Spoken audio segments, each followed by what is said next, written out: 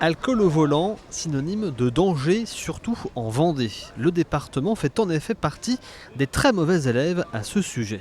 En plus aujourd'hui on est vraiment sur de la sensibilisation au risque alcool et c'est vrai qu'au même niveau français, la Vendée n'est pas forcément le meilleur élève de France, sachant qu'un cas d'accident mortel sur deux est lié à l'alcool en Vendée.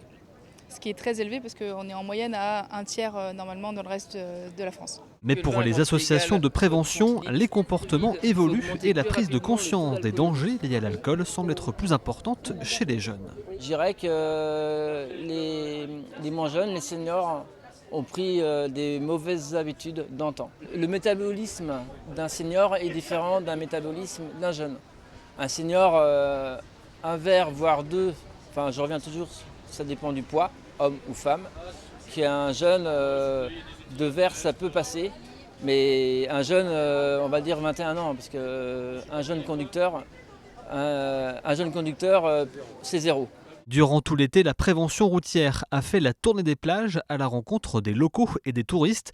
Au programme, mise en situation, formation au premier secours ou encore quiz, tous les participants semblent mieux comprendre les effets de l'alcool. Je suis un peu surpris parce qu'effectivement, même avec 0,5 g d'alcool, on est quand même, on n'a pas du tout les mêmes réflexes qu'à